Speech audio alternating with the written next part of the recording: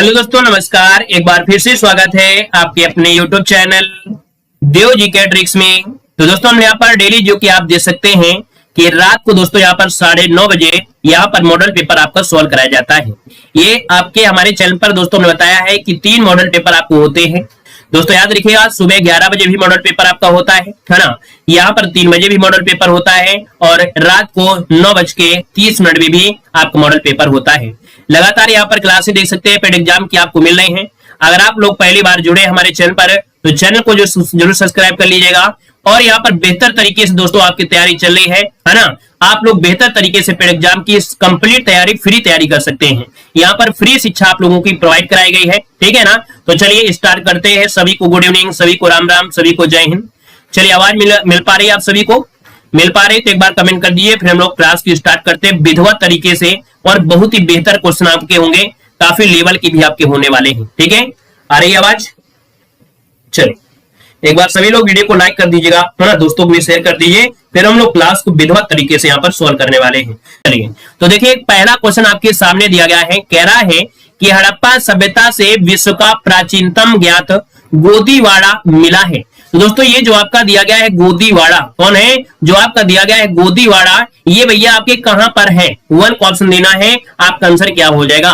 तो ऑप्शन दोस्तों बी बन जाएगा आपका लोथल। जिसका भी ऑप्शन आ रहा है बी नंबर लोथल है, यहाँ पर जवाब राइट हो जाएगा। और दोस्तों, अहमदाबाद की जो भोगवा नदी है साबरमती के संगम पर है, ये खंभात की खाड़ी में है। मतलब देखा जाए तो भोगवा नदी और साबरमती के संगम पर यह आपका स्थित है। ऑप्शन आपका बी नंबर है, राइट हो जाएगा। और अगले क्वेश्चन की ओर बढ़ते हैं। क्वेश्चन दिया गया है, कह रहा है वैदिक काल में चिनाव नदी का किस नाम से जानते थे? मतलब वैदिक काल में जो आपकी चिनाव नदी थी, चिनाव नदी को किस नाम से जानते थे? यहाँ पर ऑप्शन को लॉक करना है। आपका जवाब इनमें से क्या हो जाएगा? 2 को ऑप्शन दीजिएगा। दोस्तों आप कहेंगे 2 की अगर बात करते हैं तो दोस्तों ऑप्शन यहाँ पर सी हो जाएगा, अस्कनी। क्या हो जाएगा? अस्कनी। दोस्तों याद रखिए, अस्कनी इसका आंसर है, राइट हो जाएगा। अब दोस्तों यहाँ पर रावी नदी को क्या बोलते थे? यहाँ पर दोस्तों याद रखिएगा, जो आपकी रावी नदी थी, रावी नदी, तो रावी नदी को बोलते थे पारूसड़ी। क्या बोलते थे? रावी को बोलते थे पारूसवी बोलते थे, है ना। यहाँ पर वितस्ता किसे बोलते थे? बताइएगा, किसी को मालूम है वितस्ता किसे बोलते थे? भैया झेलम नदी को बोलते थे वितस्ता, ठीक है। झेलम नदी को बोलते थे वितस्ता बोलते थे। यहाँ पर दोस्तों सतुद्री किसे कहते थे? सतुद्री कहते थे आपके सतलज नदी को। किसे? तो आपकी सतलज नदी को कहते थे, सतलज नदी को। इस प्रकार से चारों ही नदी आपको यहाँ पर देखिए कंप्लीट हो गई हैं, ठीक है ना। एक बार वीडियो को भैया लाइक शेयर कर दीजिएगा, है ना। जितने लोग यहाँ पर शेरनी जुड़े हैं, पेड एग्जाम की बेहतर तैयारी कर रहे हैं और आपको हम तो अपने चैनल पर फ्री तैयारी करा भी रहे हैं, तो भैया जितने लोग यहाँ पर जुड़े हैं अपना पूरा सहयोग जरूर दें। हमारे जैसे हम आपको सहयोग दे रहे हैं, अपना भी पूरा सहयोग जरूर दे भाई, है ना। सभी लोग सपोर्ट जरूर करिए। क्वेश्चन नंबर आपका 3 आ गया है कि गौतम बुद्ध ने अपना प्रथम प्रवचन जो दिया, ये कहां पर दिया था? दोस्तों बताना है कि गौतम बुद्ध ने अपना जो प्रथम प्रवचन दिया, ये कहां पर दिया है? 3 को ऑप्शन देना है। आप कहेंगे सर आपका ऑप्शन हो जाएगा ए नंबर, सारनाथ में दिया। कहां पर दिया? आपके सारनाथ में दिया था। और दोस्तों याद रखिएगा 5 भिक्षुओं को दिया था। कितने? 5 भिक्षुओं को दिया था, है ना। तो यहां पर जो आंसर आपका है वो आपका ए नंबर इसका राइट हो जाएगा। कौन सी भाषा में दिया? तो दोस्तों याद रखिए पाली भाषा में। कौन सी भाषा में? तो आपकी पाली भाषा में ही इन्होंने उपदेश दिया था दोस्तों, है ना। और यहीं से देखा जाए तो आपके बुद्ध अर्थात बौद्ध संघ की स्थापना यहाँ पर माना जाता है। अगले क्वेश्चन को आते हैं। क्वेश्चन दिया गया है, कह रहा है यूनानी ग्रंथ में चंद्रगुप्त मौर्य को क्या कहा गया है? दोस्तों यूनानी ग्रंथ में देखा जाए तो आपके चंद्रगुप्त मौर्य को जो कहा गया है, इनमें से क्या कहा गया है? यहाँ पर आंसर लॉक करना है। 4 नंबर का जवाब क्या हो जाएगा? अब आप कहेंगे 4 को ऑप्शन डी हो जाएगा। याद रखिएगा कि जो चंद्रगुप्त आपके मौर्य थे, चंद्रगुप्त मौर्य को सेंड्रोकोस्ट कहा गया है। क्या कहा गया है? सेंड्रोकोस्ट कहा गया है। दोस्तों यहाँ पर याद होगा मेगास्थनीज, जो कि जस्टिन ने चंद्रगुप्त मौर्य को सेंड्रोकोटस कहा है। यहाँ पर आगे बढ़िए, क्वेश्चन आपसे अगला है, यहाँ पर 5 नंबर आपसे कह रहा है कि चंद्रमा पृथ्वी के चारों ओर घूमता है। क्या? चंद्रमा जो आपका है, चंद्रमा ये पृथ्वी के चारों ओर घूमता है और पृथ्वी सूर्य के चारों ओर घूमती है। ये किस विद्वान ने सिद्ध किया था? ये जो सिद्ध किया वो किस विद्वान ने सिद्ध किया था? दोस्तों ऑप्शन यहाँ पर है राइट क्या हो जाएगा? इसका जवाब देना है। चलिए भैया जवाब देना है, फटाफट जवाब देना है ना। यहाँ पर टाइम नहीं लेना है और ऐसे क्वेश्चन को तो गर्दा कर देना है। आप लोगों को इतना पढ़ाया गया है कि आप लोग गर्दा उड़ा देंगे ऐसे क्वेश्चनों को। दोस्तों 5 नंबर की अगर बात करते हैं तो दोस्तों यहाँ पर बी हो जाएगा वराह मिहिर। कौन है? वराह मिहिर है दोस्तों, इसका जो ऑप्शन है आपका राइट बी नंबर है, राइट हो जाएगा। क्लियर है? आगे बढ़िए, क्वेश्चन आपसे अगला पूछा गया है, कह रहा है कि कांग्रेस के किस अधिवेशन में जवाहरलाल नेहरू द्वारा दोस्तों पूर्ण स्वराज को अपना लक्ष्य बनाया गया था। दोस्तों पूर्ण स्वराज का लक्ष्य जवाहरलाल नेहरू ने अपने किस अधिवेशन में यहाँ पर बनाया था। 6 नंबर है, यहाँ पर लॉक किया जाए। दोस्तों ये अधिवेशन है आपका लाहौर अधिवेशन, जिसका भी ऑप्शन है यहाँ पर डी नंबर है, लाहौर अधिवेशन। ये आपका जवाब इनमें से राइट हो जाएगा। और इसके बाद आगे बढ़ते हैं, क्वेश्चन आपसे अगला पूछा गया है। कह रहा आपसे यहाँ पर देखिए दिया गया है कि प्राचीन स्मारक परिरक्षक अधिनियम किस वायसराय के काल में पारित हुआ था। दोस्तों प्राचीन स्मारक परिरक्षक अधिनियम जो पारित हुआ था वो किस वायसराय के काल में पारित हुआ था। इसका जो ऑप्शन है यहाँ पर राइट क्या हो जाएगा, क्वेश्चन नंबर 7 लॉक किया जाए। दोस्तों 7 की अगर बात करते हैं तो दोस्तों आपका जवाब हो जाएगा ए नंबर है, लॉर्ड कर्जन। क्या हो जाएगा, लॉर्ड कर्जन के समय। और ये आपका 1904 में, कब 1904 में दोस्तों ये कानून पारित हुआ था, ठीक है ना। और देखा जाए तो जो लॉर्ड कर्जन थे ये सबसे अधिक अलोकप्रिय आपके वायसराय था। पूछे सबसे अधिक अलोकप्रिय मतलब आपका ज्यादा इसे लाइक नहीं किया है लोगों ने, इसलिए क्या हो गया, अलोकप्रिय हो गया। तो दोस्तों ये आपका कौन था, कर्जन ही था। आगे बढ़िए, क्वेश्चन आपसे अगला पूछा गया है और आपसे कह रहा है क्वेश्चन नंबर दोस्तों यहाँ पर 8 नंबर कह रहा है एनी बेसेंट द्वारा प्रारंभ किया गया स्वराज्य शासन आंदोलन का लक्ष्य क्या था। एनी बेसेंट ने प्रारंभ किया था स्वराज्य शासन आंदोलन और इसका दोस्तों लक्ष्य रखा गया। तो क्या लक्ष्य है, यहाँ पर आंसर क्या बनेगा। और दोस्तों आपका जवाब इनमें से देखा जाए तो आप सभी का जवाब बिल्कुल सही होना चाहिए। यहाँ पर जो आपका आंसर है दोस्तों राइट क्या हो जाएगा, 8 नंबर का ऑप्शन बनेगा बी नंबर है। याद रखिएगा कि भारत के लिए स्वशासन प्राप्त करना, क्या हो जाएगा, भारत के लिए स्वशासन प्राप्त करना। दोस्तों इन्हीं की वजह से ही होम रूल लीग का प्रथम गठन हो पाया था 1916 में, जबकि बाल गंगाधर तिलक के द्वारा प्रारंभ हुआ था होम रूल आंदोलन, ठीक है ना। तो इसका जो ऑप्शन है बी नंबर इसका राइट हो जाएगा। नेक्स्ट क्वेश्चन को आते हैं, क्वेश्चन नंबर आपका 9 दिया गया है। निम्नलिखित में से किसने चटगांव शास्त्रागार में दोस्तों वंदे मातरम नारे के साथ तिरंगा ध्वज लहराया था। दोस्तों हमने आपको पढ़ाया भी है, समझाया भी है। अब आप बताइए क्वेश्चन नंबर 9 को ऑप्शन में से क्या हो जाएगा। क्वेश्चन नंबर 9 की अगर बात करते हैं तो चटगांव शास्त्रागार से जुड़े हैं आपके सूर्यसेन। कौन है, ये है आपके सूर्यसेन दोस्तों हैं। इन्होंने दोस्तों नारा भी लगाया था और वंदे मातरम नारा लगाया और तिरंगा भी यहाँ पर लहराया था, है ना। तो दोस्तों यहाँ पर एक क्वेश्चन ये होता है कि जो सूर्यसेन थे ये कौन से विद्यालय के शिक्षक थे। तो दोस्तों याद रखिएगा चटगांव के राम राष्ट्रीय, चटगांव में एक स्कूल था उस समय राम राष्ट्रीय के क्या थे, ये आपके टीचर भी रहे हैं, ठीक है, शिक्षक भी थे। चलिए आगे बढ़िए, क्वेश्चन आपसे अगला पूछा गया है। यहाँ पर दिया गया है कि सिराजुद्दौला किस युद्ध में अंग्रेजों से पराजित हो गए थे। देखिए हमेशा एक क्वेश्चन मिलता है, बेहतर तरीके का आपका क्वेश्चन है, लाजवाब क्वेश्चन है ना। भैया वीडियो में लाइक की संख्या बढ़ाइए थोड़ा, जितने लोग यहाँ पर जुड़े हैं, ठीक है, सभी लोग यहाँ पर वीडियो में लाइक की संख्या बढ़ाइए, थोड़ा सा आनंद आए क्लास में, ठीक है। एक बार सभी लोग वीडियो को लाइक करिए, ऑफलाइन जो वाले जितने भी स्टूडेंट हैं वो भी यहाँ पर वीडियो को लाइक करेंगे, ठीक है। चलिए बहुत अच्छे दोस्तों, यहाँ पर देख सकते हैं आपका 10 नंबर का जवाब लगभग सभी का आ गया है। ऑप्शन बी हो जाएगा आपका प्लासी युद्ध। दोस्तों हमने बताया था प्लासी युद्ध की डेट आपको याद रखना है 23 जून। कितनी है, 23 जून आपको डेट याद रखना है कि जो 23 जून को याद रखिए प्लासी युद्ध हुआ था। लेकिन अगर आपसे ईस्वी पूछे तो आप कहेंगे 1757। 23 जून 1757 को प्लासी युद्ध हुआ था, सिराजुद्दौला के और अंग्रेजों के बीच हुआ था, है ना। और ये हुआ था बंगाल के नादिया जिले में। कहां पर, बंगाल के नादिया जिले में हुआ था, है ना। तो इसका जो ऑप्शन है आपका बी नंबर है राइट हो जाएगा। आगे बढ़िए, क्वेश्चन आपसे दिया गया है, कह रहा है आपसे क्वेश्चन नंबर 11 कि जर्मनी के सहयोग से किस इस्पात संयंत्र की स्थापना की गई थी। जर्मनी के सहयोग से किस इस्पात संयंत्र की स्थापना की गई थी। दोस्तों आपको हमने बताया है कि बोरू भीरू दुबेराज, अगर ये ट्रिक आपको पता है तो बिल्कुल तैयार होना चाहिए कि भैया आपका बोरू, है ना, क्या बोरू और कौन सा है भीरू, बोरू भीरू और आपका कौन सा एक तीसरा आपका है दुबे, क्या है आपका दुबे हो जाएगा, बोरू भीरू दुबे और राज। ये अपनी ट्रिक है, बहुत पहले की आपकी ट्रिक है। तो दोस्तों यहाँ पर देखिए बो से हो जाएगा बोकारो और बोकारो जो आपका था ये रूस के सहयोग से, रूस से हो जाएगा रूस हो जाएगा। भी से हो जाएगा भिलाई और भिलाई भी आज हो जाएगा आपके रूस के सहयोग से हो जाएगा, ठीक है ना।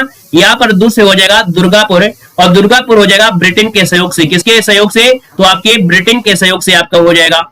यहाँ पर दोस्तों रा से हो जाएगा राउरकेला और ये है आपके जर्मनी के सहयोग से। किसके, जर्मनी के सहयोग से।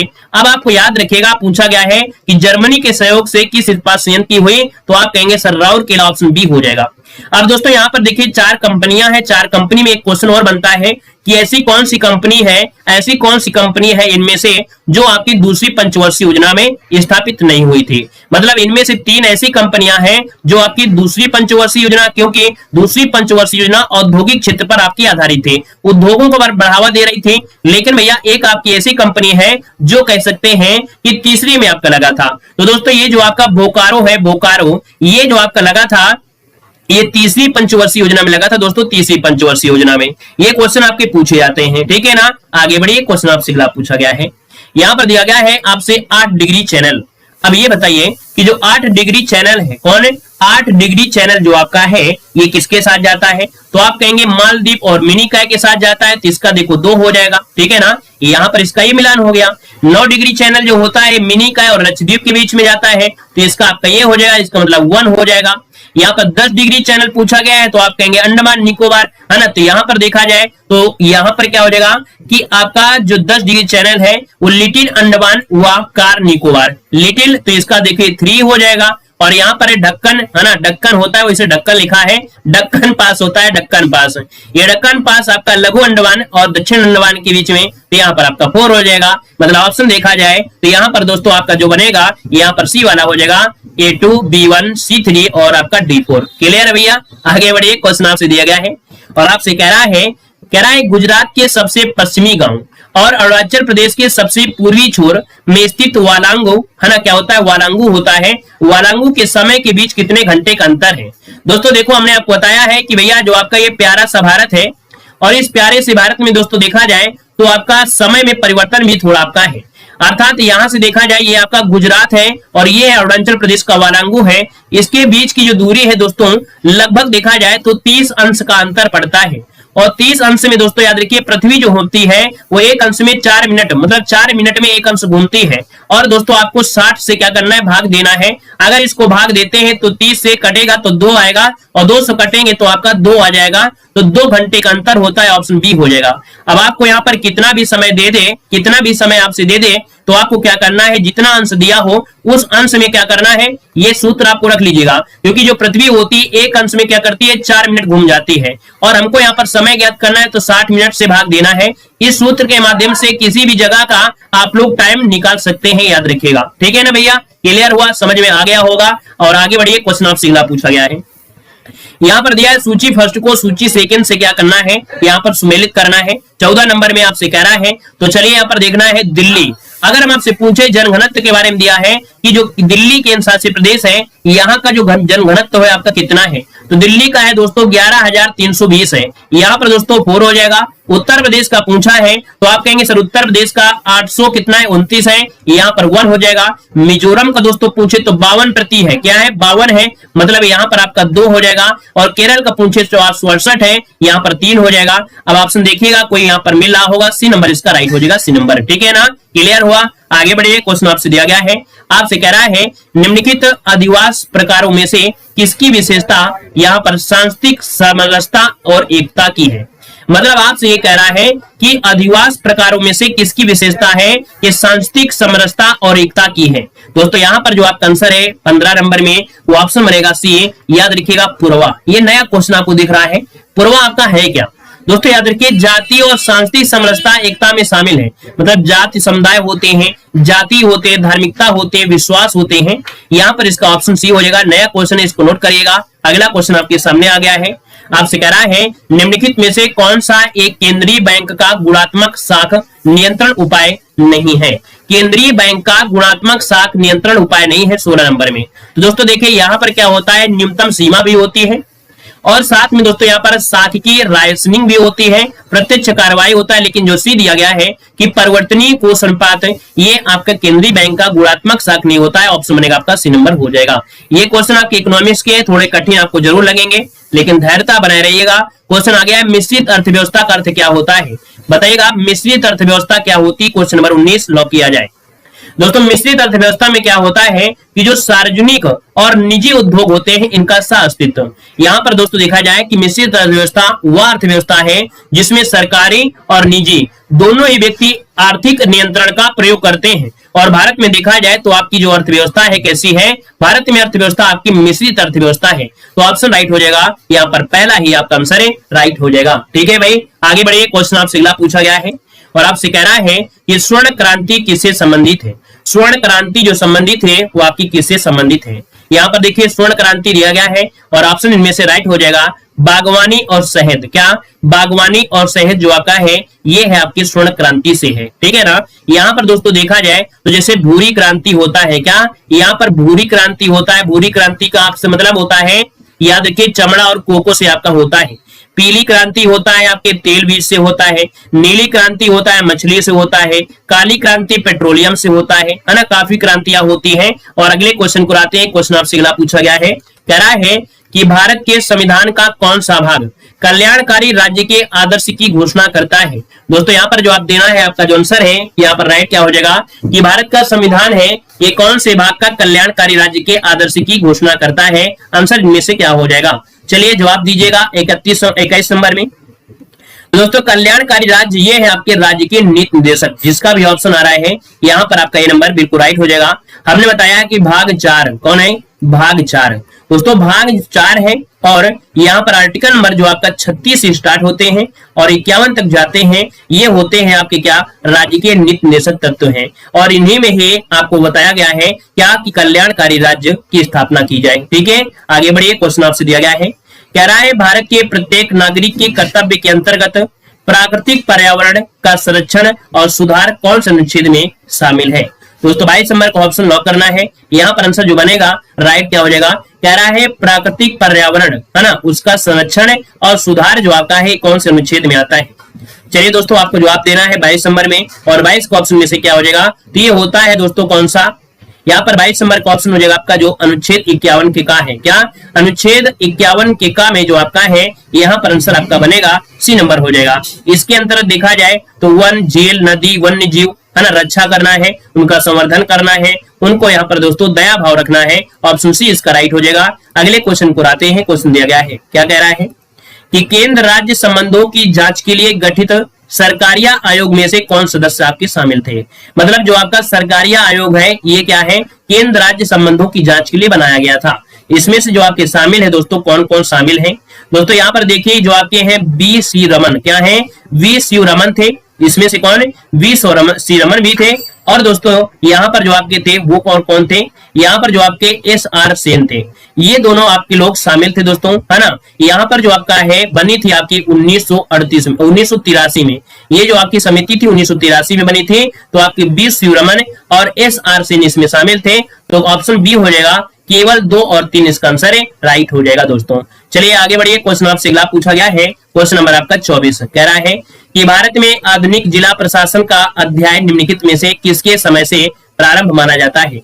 भारत में आधुनिक जिला प्रशासन का जो अध्याय है वो निम्नलिखित में से किसके समय से प्रारंभ माना जाता है। दोस्तों 24 नंबर ऑप्शन लॉक करना है। 24 की अगर बात करते हैं तो दोस्तों ऑप्शन इनमें से क्या हो जाएगा, ये है आपके वारेन हेस्टिंग, जिसका भी ऑप्शन आ रहा है यहाँ पर सी नंबर वारेन हेस्टिंग। आपका जवाब बिल्कुल राइट हो जाएगा दोस्तों, नोट कर लीजिएगा, सी नंबर हो जाएगा। मतलब दोस्तों देखा जाए जो आपका 1772 है, क्या है 1772 में अंग्रेजी शासन में जो गवर्नर जनरल थे वारेन हेस्टिंग, इनके द्वारा कलेक्टर का पद सृजित किया गया था। क्या, इनके द्वारा ही कलेक्टर का पद सृजित किया गया था और इसे आधुनिक जिला प्रशासन का नया अध्यक्ष अध्याय माना जाता है। आगे बढ़िए। क्वेश्चन आपसे अगला पूछा गया है, यहाँ पर दिया गया है कि भारत में सर्वप्रथम उच्च न्यायालय की स्थापना जब की गई थी, कब की गई थी। भारत में उच्च न्यायालय दोस्तों, भारत में उच्च न्यायालय आया था सबसे पहले आपके 1862 में। कब आया था, 1862 में। और कहाँ आया था, जवाब दीजिए जल्दी से बताइए कि सबसे पहले हाई कोर्ट की स्थापना जो हुई वो आपकी कहां पर हुई थी, जल्दी से कमेंट करिएगा। चलिए यहां पर जवाब दीजिए, इसका आंसर क्या हो जाएगा। चलिए दोस्तों यहाँ पर देख सकते हैं जो आपका आंसर होगा वो आपका ये हो जाएगा, ये कोलकाता में अर्थात आपके कलकत्ता में। ठीक है, कलकत्ता में आपकी स्थापना हुई थी सबसे पहले आपके हाई कोर्ट की। दोस्तों याद रखिएगा, ठीक है ना, क्लियर है। अच्छा अगर हम आपसे पूछे कि भैया 1866 में, कब 1866 में कौन से हाई कोर्ट की स्थापना हुई थी, बताइएगा कि 1866 में कौन से हाई कोर्ट की स्थापना हुई थी।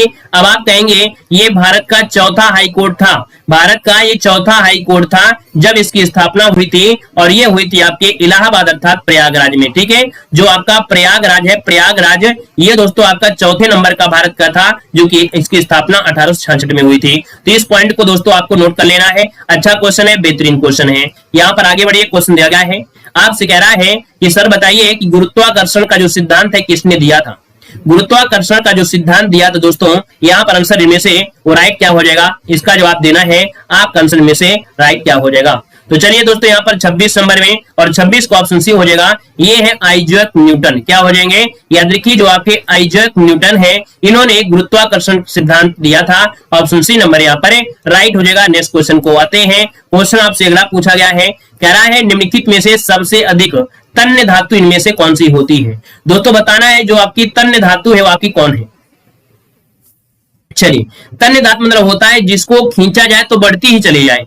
दोस्तों ये होती है सोना धातु। दोस्तों सोना जो आपकी है पतले तार के रूप में खींचने की जो क्षमता होती है उसे बोलते हैं तन्यता, और सभी धातुओं की जो तन्यता होती है अलग अलग होती है। अगर हम आपसे पूछे कि सर जी 1 ग्राम अगर सोना है, 1 ग्राम अगर यहाँ पर क्या है सोना, ये सोना बाबू वाला नहीं है, ये सोना पहनने वाला है।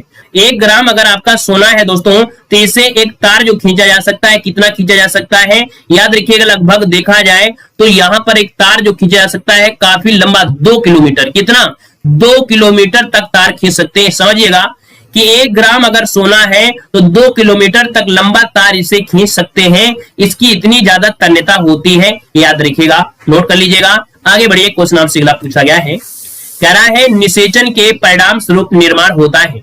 निषेचन के परिणाम स्वरूप निर्माण होता है दोस्तों 28 नंबर में। तो दोस्तों ऑप्शन डी हो जाएगा युग्मजन। क्या होता है, युग्मजन, इसका आंसर है राइट हो जाएगा दोस्तों। यहाँ पर आगे बढ़िए, क्वेश्चन आपसे अगला पूछा गया है 29 नंबर। यहाँ पर दिया गया है पेप्टाइड, क्या दिया है, पेप्टाइडोग्लाइकेन की एकलक इकाई बनी होती है। पेप्टाइडोग्लाइकेन की एकलक इकाई जो बनी होती है वो आपकी किस में होती है। दोस्तों यहाँ पर देखिए 29 नंबर की अगर बात करते हैं तो ये होते हैं एमिनो एसिड और शर्करा से। एमिनो एसिड और शर्करा से होते हैं, ऑप्शन डी इसका राइट हो जाएगा। ठीक है, जो लोग क्लास में पढ़ रहे होंगे अच्छी तरीके से उन्हीं को समझ में आएगा, अन्यथा यहाँ पर बातों में जो लगे रहेंगे उनको कुछ समझ में नहीं आएगा, है ना। वो लोग बाद में देख लें तो ज्यादा बेटर होगा, बातों में लगेंगे तो कुछ नहीं मिलेगा, कुछ हासिल नहीं होगा। इसी प्रकार से बार बार पेड एग्जाम देते रहिएगा और बार बार पेड एग्जाम देते रहेंगे, भविष्य आपका बनता रहेगा, फाइनल में कभी पहुंच नहीं पाओगे। इसलिए कहते हैं थोड़ा सा ईमानदारी से मेहनत से पढ़ाई करिएगा। आप लोग अगर हमारे चैनल से अच्छे नंबर नहीं ला सकते हैं तो आप कहीं से भी नहीं ला सकते हैं, क्योंकि हमने बताया कि भैया किताब का सहारा लो और इतने मॉडल पेपर हम आपको सॉल्व कराते हैं कि भाई साहब अगर हमारे से आप 10% मेहनत कर लें, क्या अगर 10% भी अगर मेहनत कर लेते हैं तो आपके अच्छे नंबर आएंगे। ठीक है ना, मेहनत करिए, पढ़ाई करिए, बातें कम करिए। मानव शरीर की सबसे लंबी कोशिका पूछा गया है। दोस्तों बताइएगा सबसे लंबी कोशिका।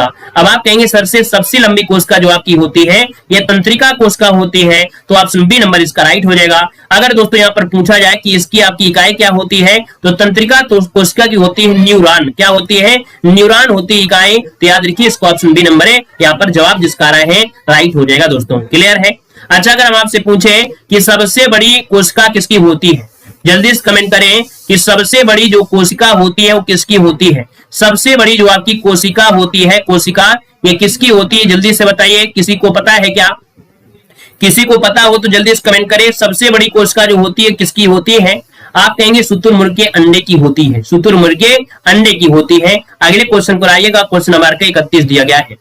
कह रहा है आपसे क्या, निम्नलिखित में से किस विकल्प में, क्या है, किस विकल्प में संधि विच्छेद सही नहीं है। भैया 31 नंबर यहाँ पर जवाब दीजिए, कौन सा संधि विच्छेद सही नहीं है। ध्यान से देना नहीं गलत हो जाएगा, यहाँ पर ध्यान देना नहीं तो गलत हो जाएगा। दोस्तों यहाँ पर पहला पॉइंट आपसे कह रहा है स्वधन अवलंबन दिया है। दोस्तों आपको मालूम है स्वधन अवलंबन जो आपका है गलत दिया गया है ना।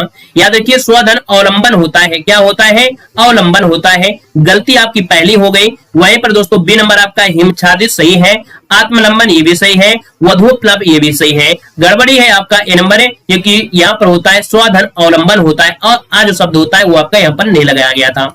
आगे बढ़िए, क्वेश्चन आपसे दिया गया है और आपसे कह रहा है निम्नलिखित में से किस विकल्प में विलोम युग्म अशुद्ध दिया गया है। आपसे दिया गया 32 में विलोम युग्म जो अशुद्ध है वो आपका कौन सा है। दोस्तों यहाँ पर दिया गया है अनभिज्ञ और अनभिज्ञ का दिया गया है बहुज्ञ। अब आप कहेंगे सर जी देखा जाए पहला ही ऑप्शन गलत है, क्यों? क्योंकि भैया अनभिज्ञ का जो होता है वह अभिज्ञ होता है। क्या होता है? अभिज्ञ होता है, अर्थात जो इसका आपका बनेगा वो बनेगा अभिज्ञ बनेगा। ठीक है, तो आपका ये नंबर तो गलत हो गया है ना। यहाँ पर अका है अपेक्षित का अनपेक्षित, अनुरक्ति का विरक्त होता है और उद्धम का उत्तम होता है। क्लियर है? आगे बढ़िए, क्वेश्चन आपसे दिया गया है, कह रहा है आपसे लीन शब्द किसका पर्यायवाची है। लीन शब्द किसका पर्यायवाची है दोस्तों 33 नंबर में। और 33 की अगर बात करते हैं तो लीन होता है विमुग्ध का। क्या होता है? विमुग्ध होता है, अर्थात दोस्तों लीन मतलब होता है क्या? यहाँ पर आसक्त हो जाना, किसी के प्रति क्या हो जाना, पूरी तरीके से लीन हो जाना। जैसे आप क्लास में क्या है, जैसे आप क्लास में पढ़ रहे हैं और पूरी तरीके से लीन हो जाइए, है ना। तो यहाँ पर आंसर आपका ए नंबर है, राइट हो जाएगा। नेक्स्ट क्वेश्चन कराते हैं। क्वेश्चन दिया गया है, कह रहा है आपसे एक युद्ध करने की प्रबल इच्छा। युद्ध करने की प्रबल इच्छा दोस्तों 34 नंबर का ऑप्शन देना है। युद्ध करने की प्रबल इच्छा जो होती है इनमें से क्या होगा?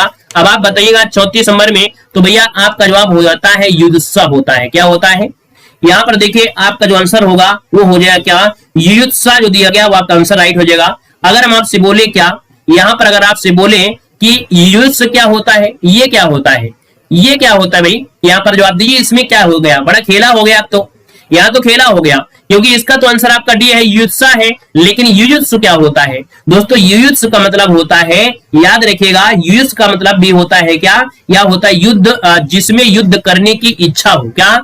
जिसमें, हम आपको पूरा लिख देते हैं, जिसमें, जब ये शब्द दिया हो कि जिसमें युद्ध करने की क्या हो, जिसमें युद्ध करने की दोस्तों, जिसमें युद्ध करने की इच्छा हो, उसे कहते हैं युयुत्सु। याद रखिएगा, ये गड़बड़ी आपकी यहाँ पर हो सकती थी। आगे बढ़िए, क्वेश्चन दिया गया है, कह रहा है आपसे अर्घ शब्द का अर्थ होता है मूल्य, वहीं पर अर्ध शब्द का अर्थ क्या हो जाएगा दोस्तों? यहाँ पर देखिए, नोट करिएगा, यहाँ पर अर्ध का अर्थ होता है मूल्य और अर्ध का जो अर्थ निकलेगा यहाँ पर क्या हो जाएगा 35 नंबर में, कि होता है पूजनीय। क्या होता है? पूजनीय होता है दोस्तों, याद रखिएगा, पूजनीय होता है। आगे बढ़िए, क्वेश्चन आपसे अगला पूछा गया है, कह रहा है विश्व विरासत स्थल बेसिलिका ऑफ बोम जीसस किस राज्य में स्थित है। दोस्तों आपको जवाब देना है, आपका जो आंसर है यहाँ पर राइट क्या हो जाएगा? ये दोस्तों स्थल का नाम है बेसिलिका ऑफ बोम जीसस। ये जो राज्य में है, कौन से राज्य में है दोस्तों? ये पड़ता है आपके गोवा में। ऑप्शन इसका बी हो जाएगा, ये आपके गोवा में पड़ता है दोस्तों, याद रखिएगा, गोवा में है। मतलब इस गिरजाघर में ही सेंट फ्रांसिस जेवियर का पार्थिव शरीर को रखा गया है। याद रखिएगा, ये जो आपका एक गिरजाघर है और इसमें दोस्तों सेंट फ्रांसिस जेवियर का पार्थिव शरीर रखा गया दोस्तों। और इस गिरजाघर को दोस्तों याद रखिएगा 1986 में, कब? 1986 में दोस्तों इसे याद रखिएगा विश्व धरोहर स्थल घोषित किया गया था। ठीक है ना, क्लियर है? चलिए अगले पॉइंट को आते हैं। पॉइंट दिया गया है, भैया वीडियो को भी लाइक शेयर कर दीजिएगा, है ना। देखिए काफी लोग जुड़े हैं, थोड़ा अच्छा लगने लगता है कि नहीं, आप लोगों का भी सपोर्ट है। हमारा तो सपोर्ट बहुत ही रहता है, आप लोग जानते हैं, बस आपका सपोर्ट की जरूरत है। अगर आपका सपोर्ट होता है तो बड़ा अच्छा लगता है। ठीक है, तो एक बार जितने लोग भी जुड़े हैं सभी लोग भाई वीडियो को लाइक करिएगा। ठीक है, संख्या भी देखिए कितने हैं, बराबर अपना अनुपात रखा करें, जितने लोग जुड़े उतने लोग लाइक भी करते रहे। देखो निम्नलिखित में से कौन एक सरोद वादक नहीं है। हमेशा हम आपको स्टैटिक जी के पढ़ाते हैं, आपको 11:45 वाली क्लास में, वहां पर एक क्वेश्चन आपको एक बार नहीं बहुत बार पढ़ाया है। अब आप बताइएगा कि कौन एक सरोद वादक नहीं है। 42 नंबर का जो ऑप्शन है 52 नंबर में, वो ऑप्शन क्या होगा? तो दोस्तों याद देखिए, अल्लाह रखा। ये अल्लाह रखा जो आपके एक सरोद वादक नहीं है, ये आपकी है तबला वादक है। क्या है? ये जो आपके है तबला वादक है दोस्तों, तबला वादक है ना। वहीं पर दोस्तों आपका आंसर क्या हो गया? ए नंबर, ये तबला वादक आपके रहे हैं। चलिए आगे बढ़िए, क्वेश्चन आपसे अगला पूछा गया है और आपसे कह रहा है यहाँ पर देखो कि युग्म में से कौन सुमेलित नहीं है। युग्म में से कौन सुमेलित नहीं है, यहाँ पर 53 नंबर देना है। और दोस्तों मिलान करिए, यहाँ पर देखो बिहू जो आपका है असम में है, ये तो आपका सही जो आपका मेल खा रहा है। घूमर दिया गया है, राजस्थान दिया गया है ना, घूमर राजस्थान में दिया गया है। अच्छा, घूमर राजस्थान का है। यहाँ पर दोस्तों भांगड़ा दिया है, भांगड़ा केरल का दिया गया है। अब आप बताइएगा भांगड़ा केरल का है क्या? भैया भांगड़ा जो आपका है पंजाब का है। कहाँ का है? आपके पंजाब का है। और जब पंजाब का है दोस्तों तो आपका ये तो आपका गड़बड़ हो गया 30 नंबर में। यहाँ पर लावड़ी जो आपका है वो कहाँ का है? महाराष्ट्र का है। तो भैया आपका जो ऑप्शन आपका यहाँ पर सुमेलित नहीं था, वो आपका थर्ड वाला सुमेलित नहीं था। मतलब देखा जाए तो केवल थर्ड यहाँ पर हो जाएगा राइट। क्लियर है? क्लियर है भैया? आगे बढ़ा जाए, चलिए आगे बढ़ते हैं। क्वेश्चन आपसे अगला पूछा गया है, कह रहा है कि लेट्स किल गांधी पुस्तक के लेखक कौन है। लेट्स किल गांधी पुस्तक के जो लेखक है यहाँ पर कौन हो जाएगा? यहाँ पर 54 को ऑप्शन लॉक करना है। आपका जवाब इनमें से राइट क्या हो जाएगा। अब आप कहेंगे सर लेट्स गांधी, ये जो आपके हैं तुषार गांधी हैं, कौन है याद रखिएगा। 54 को ऑप्शन बनेगा यहाँ पर डी नंबर है कि लेट्स किल गांधी पुस्तक के लेखक है तुषार गांधी। ये दोस्तों आपके महात्मा गांधी के पड़पोते हैं। ये जो तुषार गांधी हैं ये महात्मा गांधी के परपोते हैं दोस्तों, याद रखिएगा, ठीक है ना। अगले क्वेश्चन को आते हैं। क्वेश्चन आपसे अगला पूछा गया है और आपसे कह रहा है कि अभियंता दिवस किसकी जयंती के अवसर पर मनाया जाता है। बताइएगा इंजीनियरिंग जो दिवस होता है ये किसकी जयंती के अवसर पर मनाया जाता है 55 नंबर में। तो आप कहेंगे सर एम विश्वेश्वरैया, है ना, ये भारत के पहले टीचर हैं दोस्तों, एम विश्वेश्वरैया जो आंसर है आपका राइट हो जाएगा। और ये मनाते हैं 15 सितंबर को। कब मनाते हैं तो आपके 15 सितंबर को मनाया जाता है। और इसकी जो शुरुआत हुई थी वो आपके 1968 से, कब से 1968 से इसकी शुरुआत हुई थी दोस्तों। आगे बढ़िए, क्वेश्चन आपसे अगला पूछा गया है, यहाँ पर दिया गया है, कह रहे महिलाओं के लिए ओलंपिक में शुरू किया गया पहला खेल। महिलाओं के लिए ओलंपिक में शुरू किया गया पहला खेल दोस्तों इनमें से कौन था 56 में। दोस्तों आपका जो 56 नंबर दिया गया है वो ऑप्शन सी हो जाएगा, गोल्फ था, ठीक है। गोल्फ जो था ये महिलाओं के लिए ओलंपिक में खेला गया सबसे पहला आपका खेल था और ये खेला गया था सन 1900 में। कब है सन 1900 में। और कहां पर खेला गया था तो 1900 में जो हुआ था पेरिस ओलंपिक में। कहां पर है तो आपके पेरिस ओलंपिक में ये आपका खेला गया था दोस्तों, याद रखिएगा, ठीक है ना। और दोस्तों याद रखिए टेनिस और गोल्फ को शामिल भी यहाँ पर किया गया था। यहाँ पर दोस्तों ओलंपिक खेल जो होते हैं वो आपके 4 वर्षों में आपके खेले जाते हैं, ठीक है ना। चलिए एक पॉइंट और होता है, क्रिकेट और नौकायान आदि खेलों को भी 1900 पेरिस ओलंपिक में पहली बार शामिल किया गया था। अब तो आपको ओलंपिक में नहीं है। आगे बढ़िए, क्वेश्चन दिया गया है, कह रहा है आपसे भारतीय प्रौद्योगिकी संस्थानों में से कौन सा सर्वप्रथम स्थापित हुआ था। देखा जाए जो आपकी आईआईटी दिल्ली है, मुंबई है, रुड़की है, कानपुर है, इनमें से सबसे पहले जो स्थापित हुआ था रुड़की, ऑप्शन सी यहाँ पर राइट हो जाएगा। दोस्तों जो रुड़की की स्थापना हुई थी ये 1847 में। कब हुई थी 1847 में हुई थी। ये जो आपका मुंबई है, मुंबई की स्थापना 1958 में। कब हुई थी 1958 में हुई थी। वहीं पर दोस्तों कानपुर की जो आपकी है 1959 में। कब 1959 में इसकी स्थापना हुई थी। और जो आपका दिल्ली वाला है तो दिल्ली की स्थापना 1961 में। कब 1961 में हुई थी। तो यहाँ पर आंसर क्या हो गया आपका सी नंबर है, यहाँ पर राइट हो जाएगा। यहाँ पर आगे बढ़िए, क्वेश्चन आपसे अगला पूछा गया है, क्या कह रहा है, निम्नलिखित में से वह कौन है जिसे भारतीय न होने पर भी भारत रत्न से सम्मानित किया गया है। ये दोस्तों देख सकते हैं भारत रत्न दिया गया है लेकिन ये भारतीय नहीं थे। तो भैया आपका जो आंसर होगा यहाँ पर ये है नेल्सन मंडेला। दोस्तों नेल्सन मंडेला ये अफ्रीका निवासी के थे। कहाँ के थे ये अफ्रीकन निवासी थे, अफ्रीका निवासी, है ना। इनको दिया गया था यहाँ पर भारत रत्न और ये दिया गया था 1990 में। कब दिया गया था 1990 में दी गई थी। अगर आपसे पूछे कि भैया भारत रत्न देने की शुरुआत कब हुई थी तो आप कहेंगे सर 1954 में इसकी स्टार्टिंग हुई थी, 1954 से स्टार्टिंग हुई थी, ठीक है ना। और यहाँ पर आगे बढ़िए, अगला पॉइंट आपसे कह रहा है, कह रहा है आपसे निम्नलिखित में से वह हाँ अगला क्वेश्चन दिया गया है, कह रहा है आपसे इंडिया विंस फ्रीडम पुस्तक के लेखक कौन है। और भैया ये क्वेश्चन आपका बहुत ही लाजवाब है, बहुत ही लाजवाब है, बताइएगा इंडिया विंस फ्रीडम पुस्तक के जो लेखक है यहाँ पर राइट क्या हो जाएंगे। चलिए 59 को ऑप्शन दीजिएगा, यहाँ पर जो आपका जवाब बनेगा यहाँ पर राइट क्या हो जाएगा। दोस्तों देखिए 59 का ऑप्शन हो जाएगा आपका मौलाना अबुल कलाम आजाद। क्या हो जाएगा मौलाना अबुल कलाम आजाद, जिसको ऑप्शन आ रहा है यहाँ पर राइट हो जाएगा। और अगले क्वेश्चन की ओर बढ़ते हैं। क्वेश्चन आपसे दिया गया है, कह रहे हैं अभिनव बिरंदा किस खेल से संबंधित है। अभिनव बिरंदा ये किस खेल से संबंधित है। ऑप्शन इनमें से राइट क्या हो जाएगा, यहाँ पर ऑप्शन देना है। आपका जवाब जो बनेगा यहाँ पर राइट क्या हो जाएगा। चलिए भैया इसका जवाब देना है, फटाफट जवाब देना है। आपका जो आंसर है यहाँ पर क्या हो जाएगा 60 नंबर। सभी को जवाब देना है, ऐसे क्वेश्चन को गलत नहीं करना है क्योंकि ये क्वेश्चन आपके बिल्कुल लल्लन टॉप वाले हैं और ऐसे क्वेश्चन को भरमार रहती है आपके एग्जाम में। तो दोस्तों यहाँ पर देखा जाए तो आप सभी के जवाब लगभग सही आ गए हैं।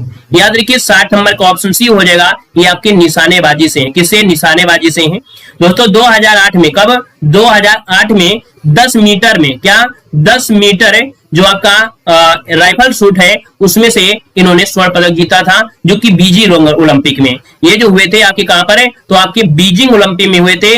बीजिंग ओलंपिक में दोस्तों इन्होंने ये पदक जीता था, स्वर्ण पदक। क्लियर है। आगे बढ़िए, क्वेश्चन आपसे अगला पूछा गया है, कह रहा है QS वर्ल्ड यूनिवर्सिटी रैंकिंग में इंजीनियरिंग और टेक्नोलॉजी कौन सा संस्थान भारत में सबसे पहले स्थान पर है।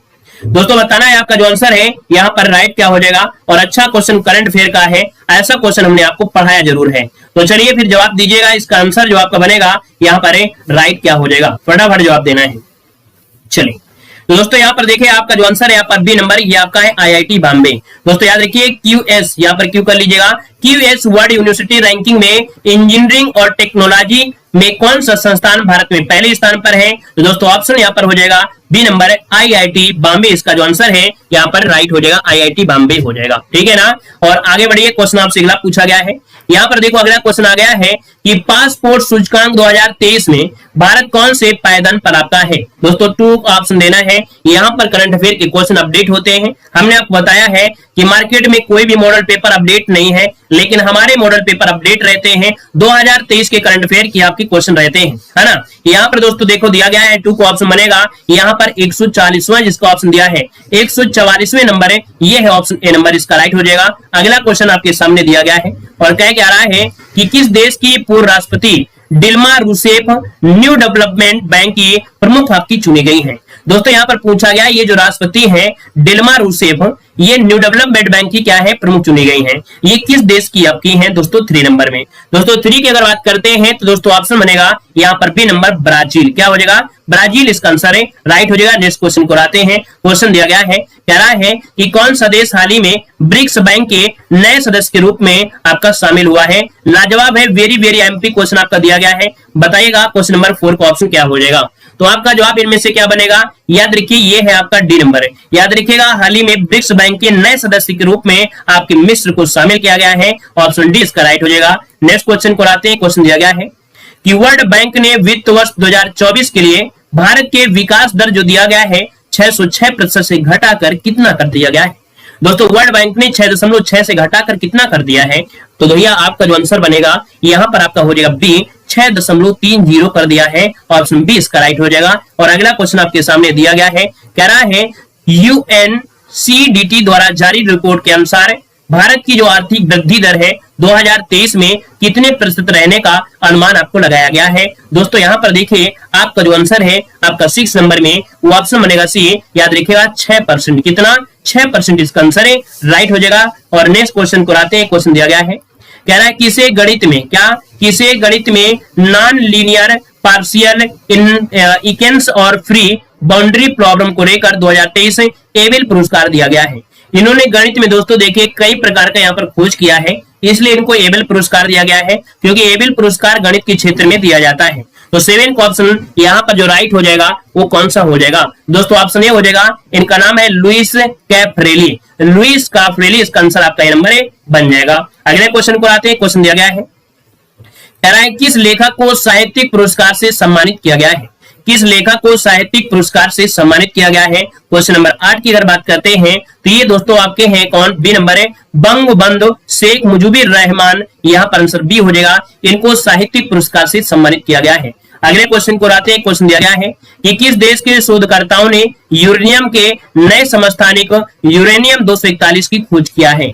तो दोस्तों यहाँ पर देख सकते हैं ये जो ऑप्शन है आपका सी नंबर है, आपकी जापान के वैज्ञानिकों ने खोजा है, जो कि यूरेनियम 241 जो कि एक नया समस्थानिक है। और आगे बढ़िए, क्वेश्चन आपसे दिया गया है, कह रहा है आपसे कि ब्रजेश दमानी को हराकर किसने एशियाई बिलियर्ड्स 2023 का खिताब जीता है?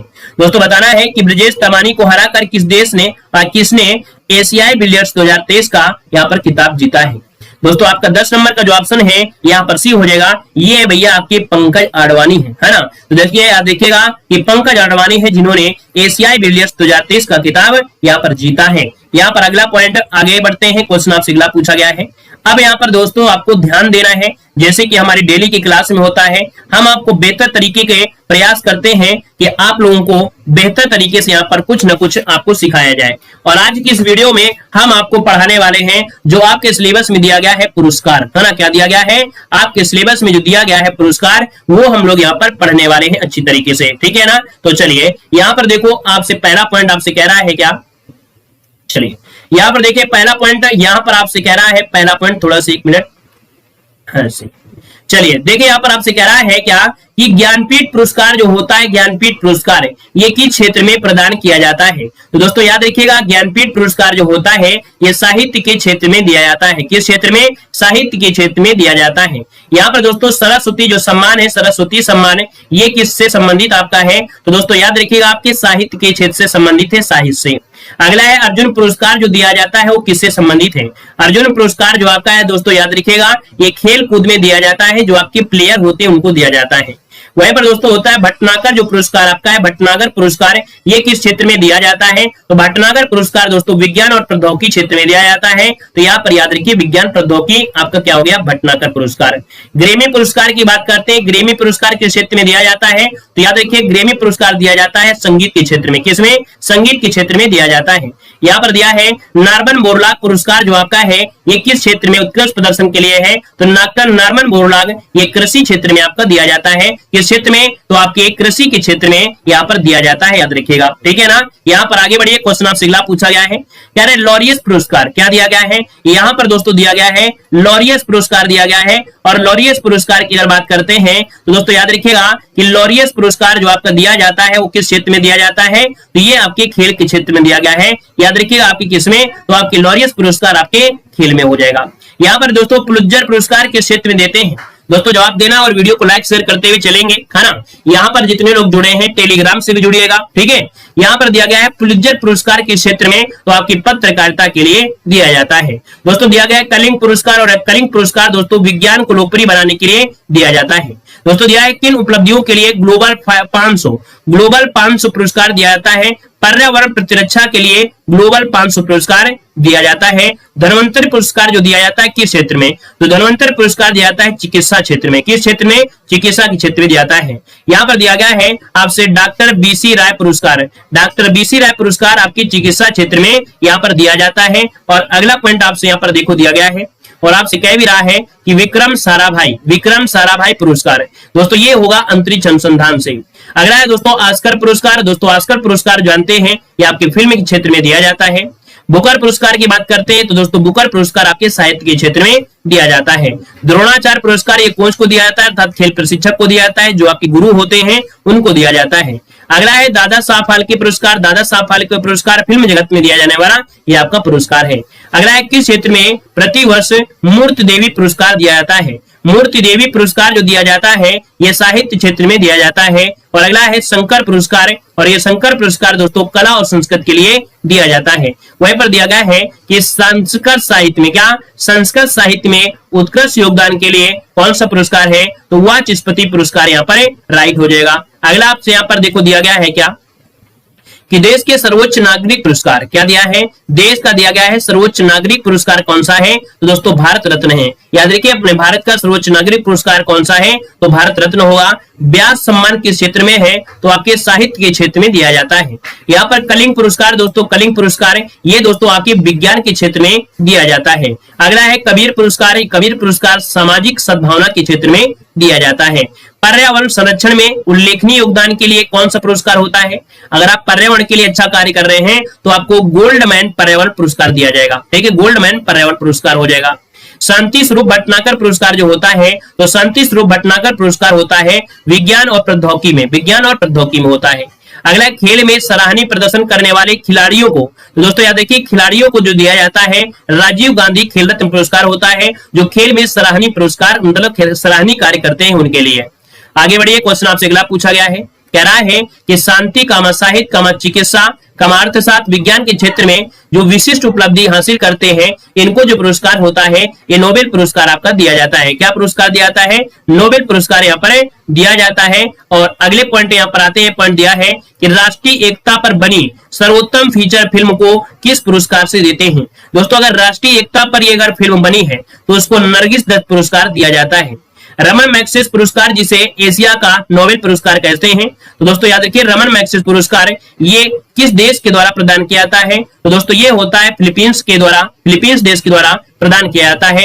अगला है 1901 में प्रारंभ किए गए नोबेल पुरस्कार किस राष्ट्र द्वारा प्रदान किए जाते हैं?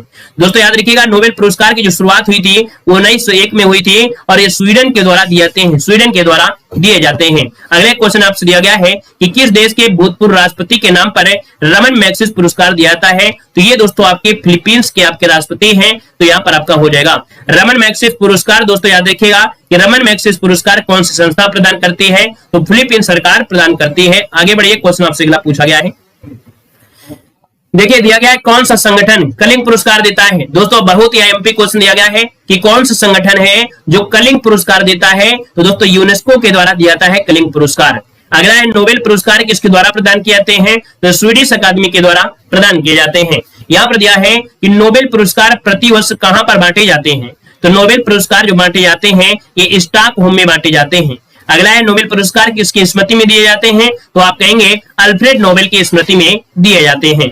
नोबेल पुरस्कार अधिक से अधिक कितने लोगों की भागीदारी में दिया जा सकता है, ये भी पॉइंट याद रखिएगा कि जो नोबेल पुरस्कार होते हैं अधिक से अधिक कितने लोगों की भागीदारी में, तो आपके 3 लोगों में दिया जा सकता है। आप देखते भी होंगे कभी कभी तो 3 लोगों में ही आपको देखने को मिलता है ना। यहाँ पर दिया गया है कि ज्ञानपीठ पुरस्कार के अंतर्गत कितनी राशि दी जाती है, यहाँ पर 11 लाख है। अपडेट आपको यहाँ पर कर लेना है। ज्ञानपीठ पुरस्कार की शुरुआत हुई थी 1965 से। आगे बढ़िए, क्वेश्चन दिया गया है यहाँ पर देखिए अगला क्वेश्चन आपके सामने दिया गया है खेल प्रशिक्षकों के लिए। खेल प्रशिक्षकों के लिए द्रोणाचार्य पुरस्कार की जो शुरुआत हुई थी ये कब हुई थी, गले में खिचकिच है बहुत, बताइए भाई। कह रहा है कि द्रोणाचार्य पुरस्कार जो आपका है 1985 से शुरुआत हुई थी। नोबेल पुरस्कार कब शुरुआत हुई, तो आपके 1901 से हुई थी। भारत रत्न की शुरुआत हुई थी भैया, तो आपके ये 1954 से शुरुआत हुई थी। भारत का सर्वोच्च सैनिक अलंकार पुरस्कार कौन है, तो सर्वोच्च सैनिक अगर बोलता है तो सैनिक में कौन है, परमवीर चक्र है। कौन है, परमवीर चक्र हो जाएगा। कौन सा पुरस्कार वैकल्पिक नोबेल पुरस्कार के नाम से जानते हैं, ये मॉडल पेपर में हमने सॉल्व भी कराया है कि कौन सा पुरस्कार है जो वैकल्पिक नोबेल पुरस्कार के नाम से जानते हैं। दोस्तों ये होता है राइट लिवलीहुड पुरस्कार। राइट लिवलीहुड पुरस्कार आपका है जो कि वैकल्पिक नोबेल पुरस्कार के नाम से जानते हैं। किस वर्ष सीवी रमन को नोबेल पुरस्कार मिला था, ये भी क्वेश्चन आपको दोस्तों मिलता है आपके दोस्तों मॉडल पेपर में बहुत। तो दोस्तों 1930 में सीवी रमन को रमन प्रभाव के लिए यह पुरस्कार नोबेल दिया गया था। अर्जुन पुरस्कार की राशि जो आपकी है 5 लाख अब बढ़ गई होगी, ये अपडेट आपको कर लेना है। द्रोणाचार्य पुरस्कार किस वर्ष प्रारंभ किया गया था, तो आपकी 1985 में ये आपके प्रारंभ किए गए थे। अगला क्वेश्चन यहाँ पर आपसे दिया गया है क्या, देखिए अगर दिया है धर्म की उन्नति के क्षेत्र में सराहनीय प्रयास किया है, तो दोस्तों इसके लिए पुरस्कार होता है टेम्पल्टन पुरस्कार। अगर आपने धर्म के क्षेत्र में अच्छा प्रयास किया है तो ये टेम्पल्टन पुरस्कार होता है। वहीं पर अगला दिया है कि महात्मा गांधी शांति पुरस्कार के तहत कितने पुरस्कार, तो यहाँ पर 1 करोड़ आपकी होती है।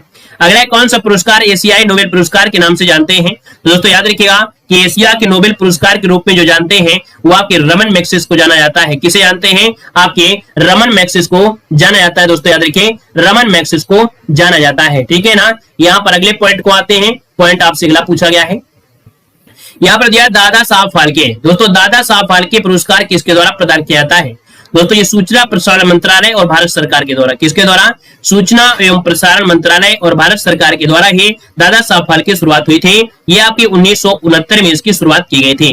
अगला क्वेश्चन दिया गया है, कह रहा है कि ऑस्कर पुरस्कार किस संस्था द्वारा दिए जाते हैं, तो national academy of motion picture arts and sciences के द्वारा दिया जाता है। सिनेमा के क्षेत्र में आजीवन उपलब्धियों के लिए ऑस्कर पाने वाले भारतीय कौन थे, दोस्तों याद रखिएगा कि आजीवन उपलब्धियों के लिए ऑस्कर पाने वाले ये भारतीय थे। दोस्तों याद रखिए सत्यजीत रे थे, सत्यजीत रे।